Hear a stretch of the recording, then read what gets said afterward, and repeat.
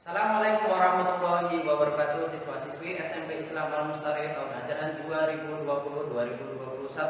Selamat datang di PLS yang kedua atau hari yang kedua. Sekarang Ibu akan menjelaskan tentang tugas yang harus kalian selesaikan. Tugasnya adalah setiap anak membuat video dengan durasi 1-2 menit. Isi video berupa rekaman, bisa berupa hobi atau potensi atau kelebihan yang kalian miliki.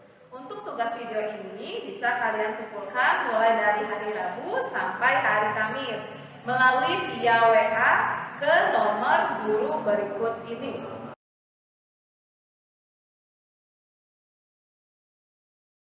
Ya, gimana anak-anak sudah mengirimkan tugas yang disampaikan oleh Ibu Santi kemarin? Kalau kalian belum mengirimkan, silakan bisa ditunggu hari ini sampai dengan besok pagi. Oke, untuk yang belum mengirim, sekali lagi Bapak infokan bisa mengirim sekarang ataupun besok pagi. Ya anak-anak, setelah kemarin kalian menyaksikan tampilan per kelas, sekarang Bapak akan perjelas lagi, akan menampilkan nama-nama per kelas supaya kalian tahu kelas berapa dan siapa teman kalian yang berada di kelas kalian.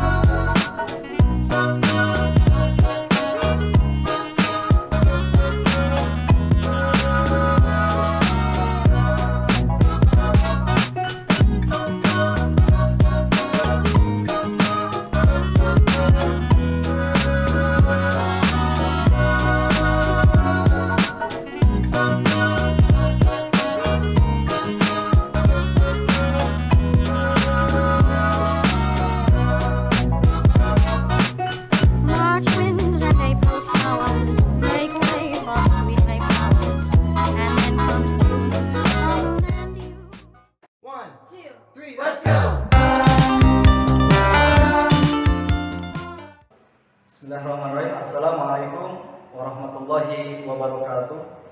Allahumma sholli ala sayyidina Muhammad wa ala ali sayyidina Muhammad. Selamat pagi anak-anakku, siswa dan siswi baru. Sebelumnya Bapak ucapkan selamat datang dan selamat bergabung di SMP Islam Al-Mustari.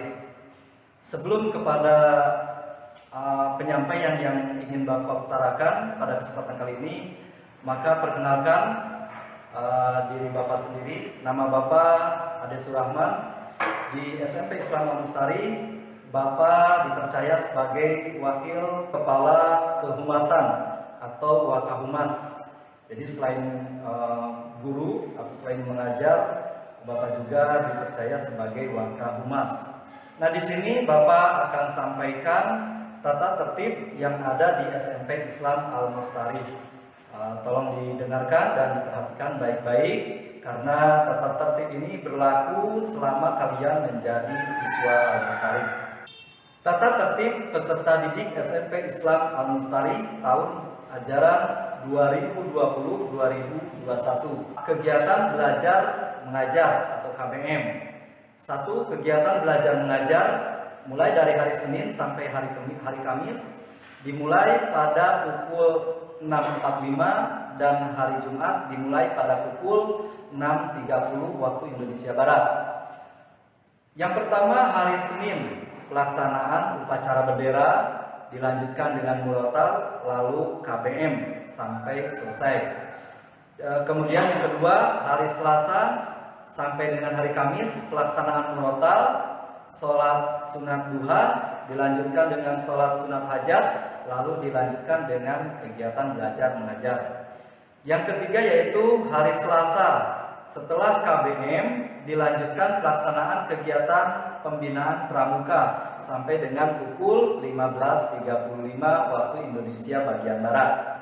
Yang keempat, hari Kamis, setelah KBM dilanjutkan pelaksanaan kegiatan pembinaan ekskul sampai dengan pukul 15.35 waktu Indonesia bagian Barat. Yang terakhir yaitu di hari Jumat, setelah pelaksanaan kegiatan ini di hari Jumat ada pelaksanaan kegiatan pembinaan mental atau mental atau pengajian KBM dimulai pada pukul 6.30 sampai pukul 11.00 waktu Indonesia bagian Barat. Yang kedua, peserta didik yang terlambat diberi toleransi sampai dengan pukul 7.00. Apabila lewat batas toleransi, peserta didik hanya dapat mengikuti pelajaran di kelas setelah mendapatkan izin dari guru piket. Peraturan yang ketiga yaitu apabila saat KBM peserta didik tidak diperkenankan berada di luar kelas. Peraturan yang keempat yaitu selama berada di lingkungan sekolah, peserta didik tidak diperkenankan membawa peralatan yang tidak ada hubungannya dengan KBM. Yang kelima, KBM diakhiri sesuai dengan jadwal yang telah ditetapkan. Seragam sekolah. 1. Seragam yang dipakai oleh peserta didik selama kegiatan belajar mengajar atau KBM hari Senin dan Rabu memakai seragam sekolah, kemeja putih, lengan panjang, dan celana biru tua panjang.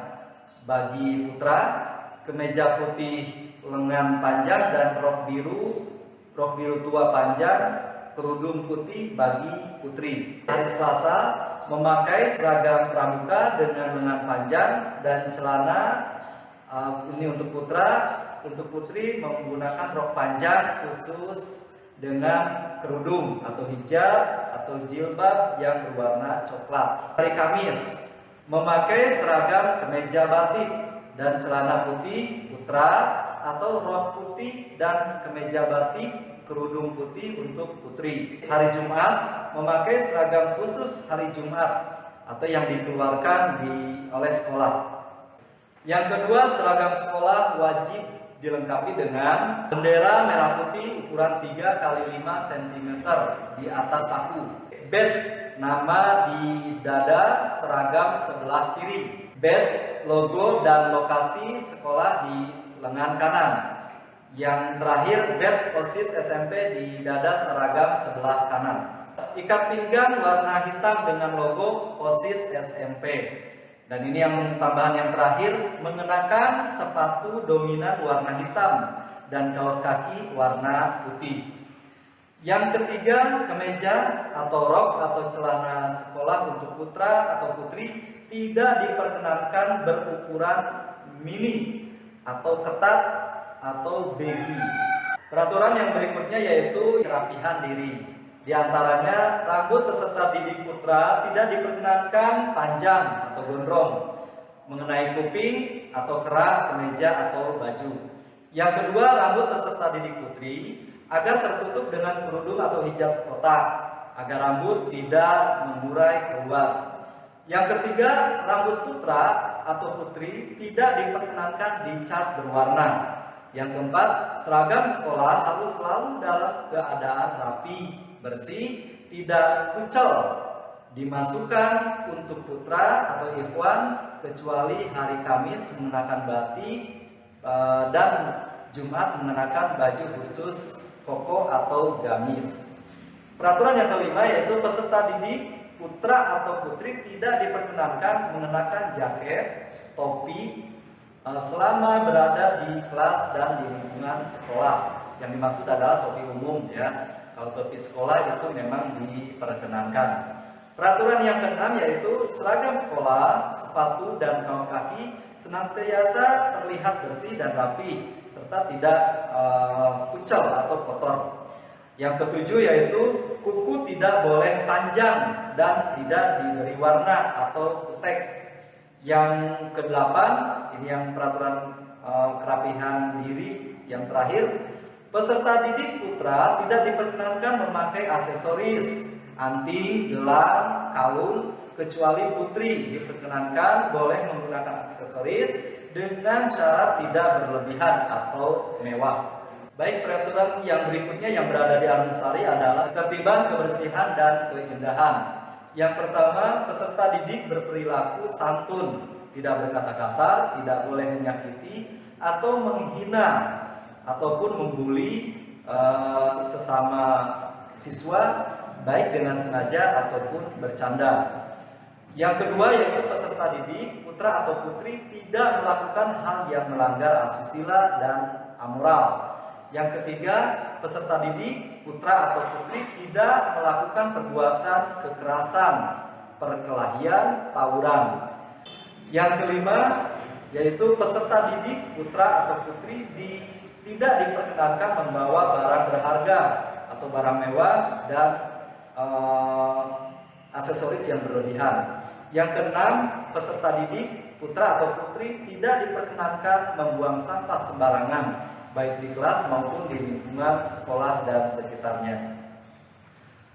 Baik, kita lanjutkan yang ketujuh. Peserta didik, putra atau putri, tidak diperkenankan mencoret-coret meja, kursi, dinding, dan fasilitas sekolah lainnya, baik yang berada di kelas maupun di lingkungan sekolah dan sekitarnya. Yang kedelapan, peserta didik melaksanakan kegiatan belajar mengajar atau KBM dan mengerjakan semua tugas yang menjadi kewajiban peserta didik sesuai instruksi para guru, pembimbing, dan pembina latih. Yang kesembilan, ketertiban, kebersihan, dan keindahan lingkungan sekolah menjadi tanggung jawab keluarga SMP Islam Al-Mustari. Yang kesepuluh, ketertiban, kebersihan, dan keindahan kelas menjadi tanggung jawab seluruh peserta didik dan wali kelas masing-masing. Yang kesebelas, tidak diperkenankan keluar lingkungan sekolah selama kegiatan belajar mengajar atau KBM berlangsung, kecuali ada izin dari guru piket. Yang 12, tidak mengganti seragam olahraga dan sebagainya di dalam kelas atau di sembarang tempat.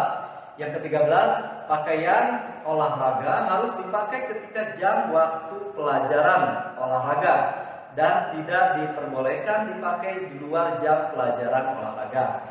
Yang ke-14, peserta didik tidak diperbolehkan mengikuti pelajaran olahraga apabila menggunakan kaos selain kaos olahraga yang dikeluarkan oleh sekolah. Yang terakhir, yang ke-15, ketentuan ketidakhadiran setiap harinya harus menginformasikan kepada pihak sekolah, baik melalui telepon atau surat keterangan dari orang tua, wali, dokter yang berlaku. Apabila terjadi pelanggaran, maka akan diberikan sanksi sesuai ketentuan-ketentuan yang berlaku. Sanksi yang diterapkan di Al-Mustari yaitu yang pertama, teguran lisan. Yang kedua, pemberian tugas tambahan tertulis ataupun tidak tertulis. Yang ketiga, surat peringatan. Yang keempat, denda atau kesepakatan bersama dan akan disalurkan ke kegiatan peserta didik atau keagamaan. Yang kelima adalah panggilan orang tua atau wali. Yang keenam, hukuman yang diharapkan membuat efek jera pada peserta didik atas persetujuan orang tua tentunya. Peraturan ini dibuat untuk dilaksanakan oleh seluruh peserta didik disertai pantauan dari orang tua.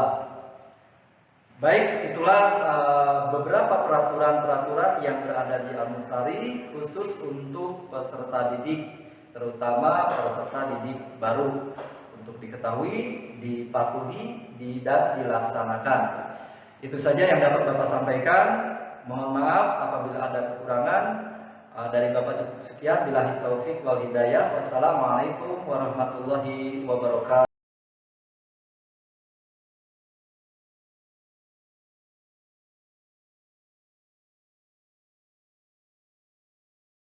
Bismillahirrahmanirrahim. Assalamualaikum warahmatullahi wabarakatuh. Di sini Ibu akan menjelaskan mengenai PJJ atau pembelajaran jarak jauh. Ya. Di Al-Mustari untuk PJJ ini ada tiga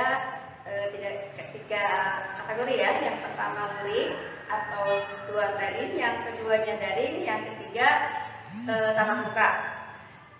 Mari kita bahas mengenai luring yaitu. Untuk luring itu sendiri pembelajaran yang akan kita lakukan di Al-Mustari yaitu menggunakan media buku dan Radio Al Mustari, di mana buku paket akan dibagikan di awal tahun ajaran. Untuk pembayaran itu sendiri silakan dicicil paling lambat di bulan November 2020. Yang keduanya, setiap 1 minggu sekali orang tua dipersilakan datang ke sekolah untuk mengkomunikasikan entah itu tugas anaknya ataupun kepentingan yang lainnya berkaitan dengan pihak sekolah. Lalu yang ketiga yaitu medianya Radio Al Mustari. Radio ini kita pakai untuk peserta didik yang mempunyai kendala dengan kepemilikan dengan handphone. Alternatif kedua yaitu tentang daring. Untuk daring itu sendiri nanti akan dijelaskan lebih lengkapnya oleh Ibu Kepala Sekolah SMP Islam Al Mustari, yaitu Hajah Dian Bintaningdia MSI MPD. Yang terakhir yaitu metode tatap muka. Di sini ada skenario jika nanti sudah diperbolehkan masuk ke sekolah, peserta didik yang masuk itu hanya kurang lebih satu kelasnya 15 orang, di mana untuk kelas 7 diperkenankan harinya Senin dan Selasa, kelas 8 Rabu dan Kamis, kelas 9-nya hari Jumat dan Sabtu. Jadwal ini bergilir setiap minggunya dengan mematuhi protokol kesehatan COVID-19.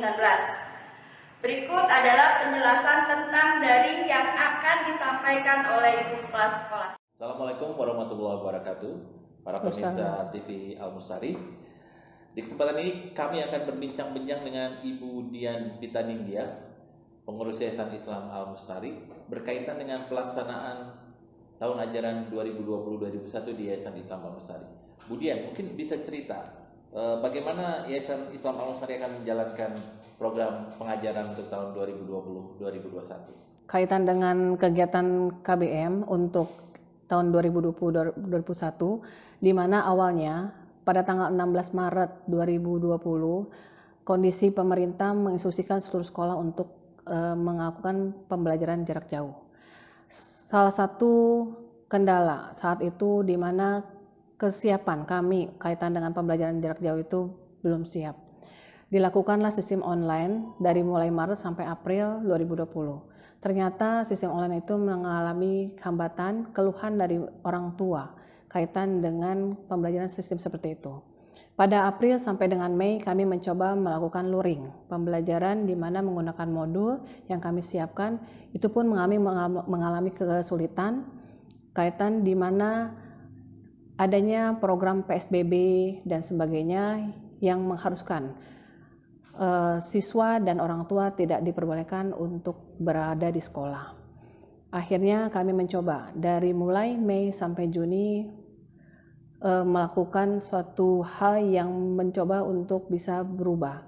Alhamdulillah pada kesempatan itu kami bertemu dengan Crayonpedia yang mana sudah memiliki aplikasi dari mulai 2005 dan coba menggabungkan dengan kondisi pendidikan saat COVID-19 ini. Desain dari Crayonpedia diselaraskan, disesuaikan dengan kebutuhan sekolah, terutama di Al Mustari. Apa saja yang dibutuhkan oleh guru-guru, apa saja yang dibutuhkan oleh siswa, kita coba desain bersama dan alhamdulillah pada tanggal 13 Juli 2020 ini, mudah-mudahan ini adalah pertama kali se-Indonesia kita melaksanakan kegiatan yang namanya Learning Platform Al Mustari. Seperti itu. Kira-kira apa yang menjadi nilai lebih platform ini dibandingkan cara belajar yang dulu? Buat sekolah, yang buat guru, buat murid gitu. Ya, kelebihan yang kami lihat kaitan dengan platform Al Mustari ini, kita masuk dunia anak, di mana anak sudah terbiasa dengan namanya YouTube, HP dan sebagainya. Dunia digital sudah dibiasakan. Nah, tidak selaras sebetulnya dengan pendidikan sebelumnya, di mana kita masih mengajar dengan sistem manual, mengajar di kelas, guru mengulang-ulang ketika posisi perbedaan kelas, perpindahan kelas dengan materi yang sama. Satu kelemahan ketika menggunakan pembelajaran secara manual, guru harus mengulang materi pembelajaran setiap kelas.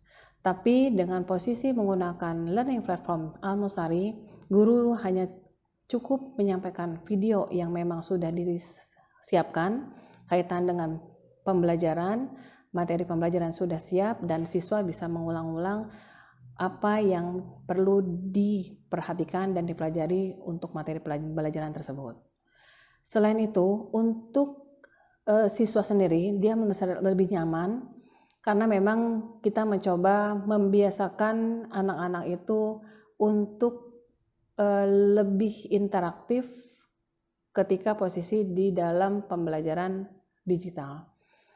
Salah satunya, di mana mereka mencoba membuat tugas atau membuat suatu hal yang menarik yang mereka coba ditayangkan di televisi Al-Mustari. Itu suatu motivasi untuk anak untuk bisa termotivasi bahwa hasil karya mereka dibanggakan dan hasil karya mereka dihargai. Ditonton oleh banyak orang dan bisa dilihat oleh tidak hanya Al-Mustari saja tapi untuk pihak lain. Keuntungan lain dari platform Al-Mustari di mana waktu lebih efektif, lebih efisien, dan posisi inovasi anak bisa lebih dikembangkan. Inovasi guru pun demikian.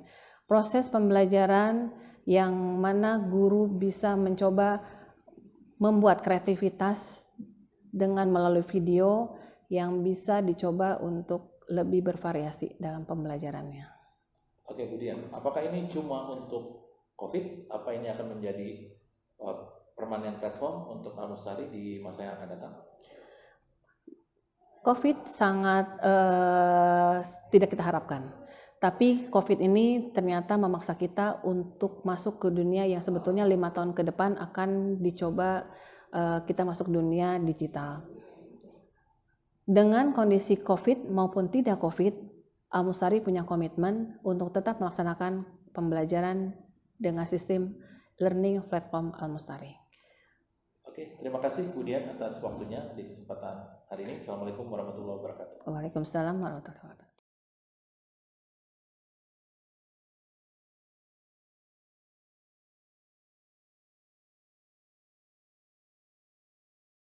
Assalamualaikum warahmatullahi wabarakatuh. Perkenalkan, nama saya Madinah Nursania. Di sini saya sebagai guru bimbingan konseling untuk SMP Islam Al-Mustari. Selamat datang kepada siswa dan siswi serta orang tua baru kelas 7 di SMP Islam Al-Mustari.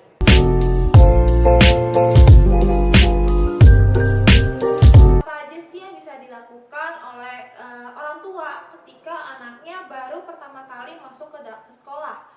Yang pertama adalah bahwa orang tua bisa mengajak anak-anaknya untuk berkomunikasi tentang sekolah yang dia masuki. Itu kan pasti lingkungan yang baru dia kenal ya. Dan di sini peran orang tua itu penting untuk bisa mengenalkan, oke, selanjutnya kamu akan memasuki dunia baru nih.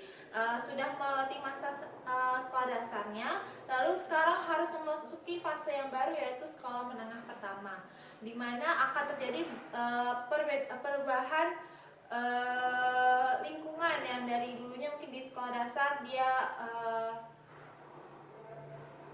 bisa seperti anak-anak, namun kalau misalnya sekolah menengah pertama dia diajarkan untuk bisa lebih bertanggung jawab pada dirinya sendiri. Lalu yang kedua, mengajak anak untuk bisa melihat lingkungan sekolah secara langsung. Misalnya ini loh perpustakaan sekolahnya nanti, lalu kelas adik sekarang nanti yang ini ya gitu. Nah, yang ketiga adalah bagaimana ajak anak untuk berbicara tentang pertemanannya. Mungkin di sini bagaimana nanti temannya dari sekolah dasar ini akan berbeda loh dari yang sekolah pertama di SMP, karena teman-temannya banyak yang nggak sama lagi, dia harus menemui teman-teman yang baru. Lalu di sini orang tua mengajak berbicara bagaimanakah untuk berteman yang baik dengan teman yang baru, bagaimana cara berkenalannya dan sebagainya. Lalu selanjutnya adalah ajak anak untuk menonton video tentang kegiatan yang dilakukan selama di kelas. Seperti bagaimana di kelas prakarya, nanti diajarkan bagaimana caranya untuk bercocok tanam dengan metodenya hidroponik. Lalu misalnya nanti di kelas berikutnya ada namanya seni budaya loh. Di situ ada bisa mempelajari lebih dalam lagi baik apa itu seni rupa, lalu ada seni musik, seperti itu. Dan yang terakhir adalah membuat kesepakatan dengan anak bahwa bagaimana sih untuk bisa beradaptasi di lingkungan sekolah ini, apa sajakah kemampuan yang harus diketahui anak, sehingga itu perlu disepakati juga dengan antara orang tua dan anak. Seperti kamu nanti di sekolah menengah pertama akan menerima banyak tugas nih dari setiap pelajarannya, dan itu bagaimana dia harus bisa bertanggung jawab. Lalu disiplin dalam bangun tidur, misalnya untuk berangkat sekolah harus jam segini ya, berarti bangunnya seharus jam berapa, dan waktu dia untuk persiapannya butuh berapa menit. Nah itu tuh penting banget untuk dibuat kesepakatan seperti itu agar anak-anak itu bisa lebih disiplin, lalu bertanggung jawab pada dirinya sendiri, dan dia bisa berkembang di sekolahnya dengan baik. Selanjutnya, bahwa apa sih yang bisa dilakukan anak jika anak tidak mau ditinggal oleh orang tuanya pada hari pertama masuk. Mungkin hari pertama masuk pasti ada nih ya rasa malu-malu dari anak. Aduh gimana ya, aku malu nih, belum tahu siapa-siapa, aku gak kenal siapa-siapa. Nah, apa yang bisa dilakukan orang tua? Yaitu yang pertama adalah memberikan motivasi kepada anaknya. Motivasi ini atau enggak bisa disebut juga semangat adalah, wah adek kalau misalnya hari pertama masuk sekolah ini adek punya seragam baru, bisa ketemu teman-teman yang baru, lalu ada guru-guru yang baru, dimana nanti pertemanannya bisa lebih banyak loh. Nah selanjutnya yang kedua adalah orang tua memahami bagaimana masuk apa saja kebutuhan dari anak itu sendiri dan kesukaannya. Seperti misalnya, oh Ade nanti kan masuk sekolah yang baru nih, Ade kan hobinya menggambar. Nah di situ nanti ada pelajaran menggambar loh di pelajaran seni budaya. Nanti bisa juga belajar berbagai macam musik, seperti nanti ada belajar keyboard, lalu ada belajar recorder dan sebagainya. Dan yang terakhir adalah bagaimana misalnya anak sama sekali tidak mau masuk sekolah, adalah orang tua boleh membawa kembali anaknya pulang ke rumah, dan bisa dicoba kembali di hari berikutnya bahwa oke, hari ini kita sampai sini, hari ini kita pulang, nanti besok kita kembali lagi ya, mari kita coba lagi, dan orang tua bisa sedikit-sedikit menemani dulu nih, buat misalnya diantarin dulu ke kelasnya, lalu nanti ditinggali sebentar. Kalau misalnya ternyata udah berhasil nih, berarti anaknya sudah bisa beradaptasi di sekolah.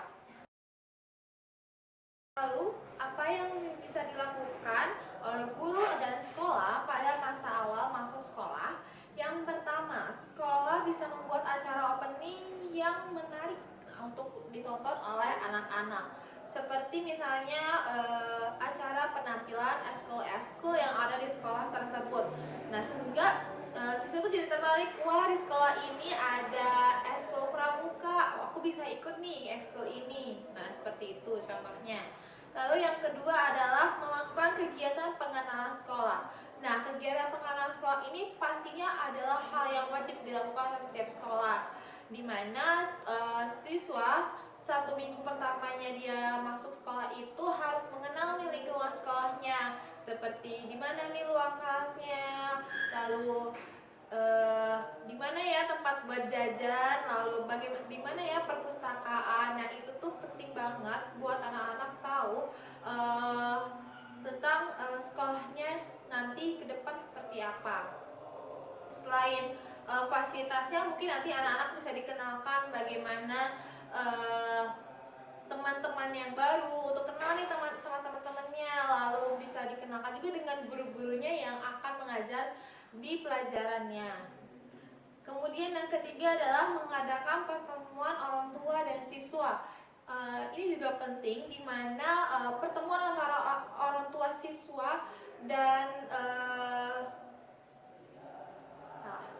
Nah, yang ketiga adalah mengadakan pertemuan antara orang tua siswa dengan guru-gurunya atau pihak sekolahnya.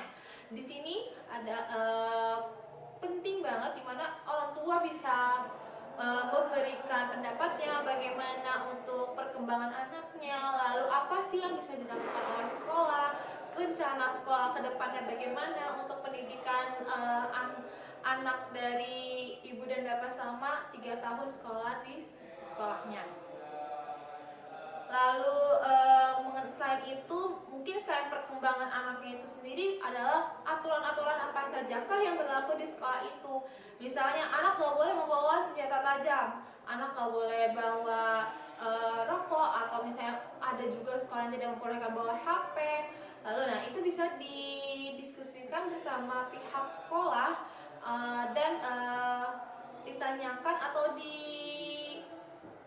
sepakati bersama bahwa aturan-aturan ini adalah harus ditaati oleh kedua belah pihak, dan begitu juga dengan siswanya. Lalu yang selanjutnya yang terakhir adalah menyampaikan fasilitas apa sajakah yang ada di sekolah. Ini mungkin salah satu hal yang orang tua pasti cari ya, fasilitas di sekolah. Ada apa aja sih di sekolah itu, punya lab misalnya, buat lab IPA, lab komputer, di mana anak nanti di situ bisa belajar mengenai komputer yang lebih dalam. Lalu di lab IPA mempelajari tentang pelajaran tentang IPA membedah ataupun menganalisis suatu tanaman seperti itu. Nah, bagaimana sih biar kerjasama antara orang tua dan siswa itu berjalan dengan baik? Perlu diperhatikan bahwa hal ini bisa terjalin dengan adanya komunikasi yang baik antara orang tua dan juga sekolah. Bagaimana kalau misalnya komunikasi yang baik adalah kita sama-sama bisa saling tahu ya bagaimana perkembangannya, atau bagaimana ya cara yang solusi yang lebih baik kalau misalnya kita memiliki komunikasi dua arah yang lebih baik. Mungkin kalau komunikasi satu arah itu kurang baik, terjalin adalah dengan terjadinya komunikasi yang baik antara orang tua siswa dan sekolah. Jika terjadi komunikasi yang baik, maka perkembangan siswanya juga bisa jadi kita lebih terpantau, oleh orang tua siswa juga lebih tahu dan mengenal dari guru-gurunya yang mengajar langsung kepada anaknya. Nah, seperti itu. Jadi kalau misalnya ternyata ada suatu hal yang memang ingin didiskusikan, jadi lebih mudah jika orang tua bisa mengutarakan pendapatnya dengan baik, dan begitu pun sebaliknya dengan gurunya. Lalu yang kedua adalah menjalin komunikasi internal yang nyaman dan baik bagi kedua belah pihak. Nah, di sini nyambung dengan yang pertama, di mana kalau komunikasi yang baik, maka komunikasi internal pun akan menjadi lebih baik. Ketiga adalah orang tua memberikan kepercayaan penuh kepada guru dan sekolahnya, di mana setiap orang tua pasti menginginkan pendidikan yang terbaik untuk anak-anaknya, dan dengan kepercayaan penuh pun pasti dari pihak guru dan sekolah berusaha dengan semaksimal mungkin untuk bisa mengembangkan anak-anak di sekolahnya dengan baik. Lalu yang keempat adalah mematuhi peraturan yang berlaku. Di sini juga peraturan tidak hanya berlaku bagi siswa dan gurunya, namun juga untuk orang tua murid, di mana misalnya menjemput anak-anaknya hanya sampai gerbang sekolah, atau mengantarkan anak-anaknya hanya sampai pintu gerbang. Nah, itu diharapkan juga kita saling bisa mentaati peraturan yang sebelumnya mungkin di pertemuan orang tua telah disampaikan dan telah disepakati bersama. Lalu yang terakhir adalah menyampaikan hak dan kewajiban yang masing-masing pihak. Di sini dari pihak orang tua, siswa, guru dan sekolah pun pasti memiliki hak dan kewajibannya masing-masing. seperti misalnya orang tua memiliki hak untuk mendapatkan pendidikan yang terbaik untuk anaknya, lalu hak untuk orang siswa adalah dia juga mendapatkan metode pembelajaran yang baik dari gurunya, dan dari yang untuk guru haknya adalah mendapatkan feedback yang baik atau tugas-tugas yang baik dari siswanya. Apa yang bisa dilakukan oleh guru dan sekolah pada masa awal masuk sekolah? Yang pertama, sekolah bisa membuat acara opening yang menarik untuk ditonton oleh anak-anak. Seperti misalnya acara penampilan eskul yang ada di sekolah tersebut. Nah, sehingga siswa itu jadi tertarik, wah di sekolah ini ada eskul pramuka, aku bisa ikut nih eskul ini. Nah, seperti itu contohnya. Lalu yang kedua adalah melakukan kegiatan pengenalan sekolah. Nah, kegiatan pengenalan sekolah ini pastinya adalah hal yang wajib dilakukan oleh setiap sekolah, di mana siswa 1 minggu pertamanya dia masuk sekolah itu harus mengenal nih lingkungan sekolahnya, seperti di mana nih ruang kelasnya, lalu di mana ya tempat buat jajan, lalu di mana ya perpustakaan. Nah, itu tuh penting banget buat anak-anak tahu tentang sekolahnya nanti ke depan seperti apa. Selain fasilitasnya, mungkin nanti anak-anak bisa dikenalkan bagaimana teman-teman yang baru, untuk kenal nih sama teman-temannya, lalu bisa dikenalkan juga dengan guru-gurunya yang akan mengajar di pelajarannya. Kemudian yang ketiga adalah mengadakan pertemuan orang tua dan siswa. Ini juga penting, di mana pertemuan antara orang tua siswa dan nah, yang ketiga adalah mengadakan pertemuan antara orang tua siswa dengan guru-gurunya atau pihak sekolahnya. Di sini ada penting banget, di mana orang tua bisa memberikan pendapatnya bagaimana untuk perkembangan anaknya, lalu apa sih yang bisa dilakukan oleh sekolah, rencana sekolah ke depannya bagaimana untuk pendidikan anak dari ibu dan bapak selama 3 tahun sekolah di sekolahnya. Lalu selain itu, mungkin selain perkembangan anaknya itu sendiri, adalah aturan-aturan apa sajakah yang berlaku di sekolah itu. Misalnya anak gak boleh membawa senjata tajam, anak gak boleh bawa rokok, atau misalnya ada juga sekolah yang tidak membolehkan bawa HP. Lalu nah itu bisa didiskusikan bersama pihak sekolah dan ditanyakan atau sepakati bersama bahwa aturan-aturan ini adalah harus ditaati oleh kedua belah pihak, dan begitu juga dengan siswanya. Lalu yang selanjutnya, yang terakhir adalah menyampaikan fasilitas apa sajakah yang ada di sekolah. Ini mungkin salah satu hal yang orang tua pasti cari ya, fasilitas di sekolah. Ada apa aja sih di sekolah itu? Punya lab misalnya, buat lab IPA, lab komputer, di mana anak nanti di situ bisa belajar mengenai komputer yang lebih dalam. Lalu di lab IPA mempelajari tentang pelajaran tentang IPA membedah ataupun menganalisis suatu tanaman seperti itu. Nah, bagaimana sih biar kerjasama antara orang tua dan siswa itu berjalan dengan baik? Perlu diperhatikan bahwa hal ini bisa terjalin dengan adanya komunikasi yang baik antara orang tua dan juga sekolah. Bagaimana kalau misalnya komunikasi yang baik adalah kita sama-sama bisa saling tahu ya bagaimana perkembangannya, atau bagaimana ya cara yang solusi yang lebih baik kalau misalnya kita memiliki komunikasi dua arah yang lebih baik. Bisa terjalin adalah dengan terjadinya komunikasi yang baik antara orang tua siswa dan sekolah. Jika terjadi komunikasi yang baik, maka perkembangan siswa yang juga bisa jadi kita lebih terpantau, orang tua siswa juga lebih tahu dan mengenal dari guru-gurunya yang mengajar langsung kepada anaknya. Nah, seperti itu. Dan kalau misalnya ternyata ada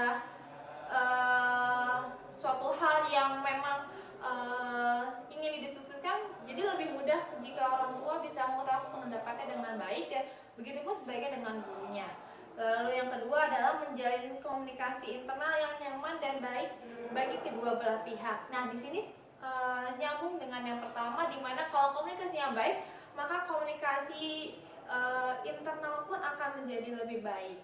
Yang ketiga adalah orang tua memberikan kepercayaan penuh kepada sekolah. Lalu yang ketiga adalah orang tua memberikan kepercayaan penuh bagi sekolah. Di sini juga sekolah juga mempunyai gimana ngomong ini?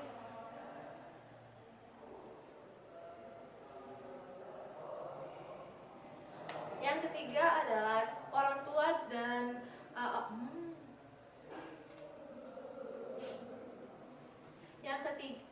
yang ketiga adalah orang tua memberikan kepercayaan penuh kepada guru dan sekolahnya, di mana setiap orang tua pasti menginginkan pendidikan yang terbaik untuk anak-anaknya, dan dengan kepercayaan penuh pun pasti dari pihak guru dan sekolah berusaha dengan semaksimal mungkin untuk bisa mengembangkan anak-anak di sekolahnya dengan baik.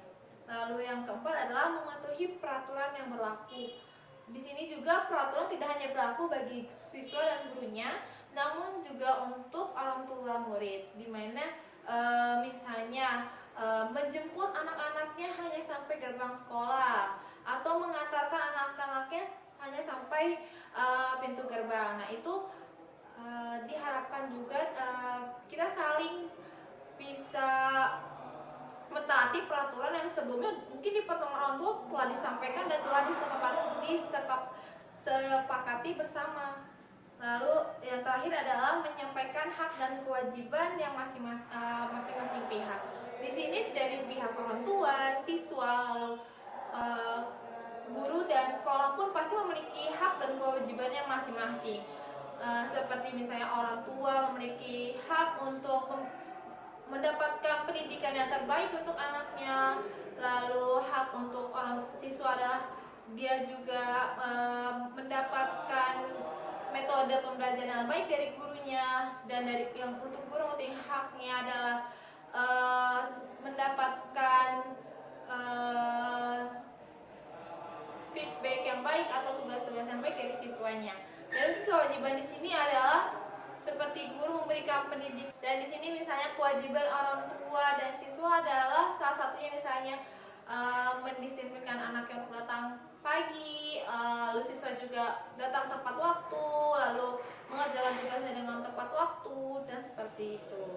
Begitulah informasi parenting yang ingin saya berikan kepada ibu dan bapak semua dan siswa-siswi SMP Islam Sari, khususnya kelas 7. Terima kasih atas perhatiannya. Wassalamualaikum warahmatullahi wabarakatuh. Ya, gimana anak-anak sudah mengirimkan tugas yang disampaikan oleh Ibu Santi kemarin? Kalau kalian belum mengirimkan, silahkan bisa ditunggu hari ini sampai dengan besok pagi.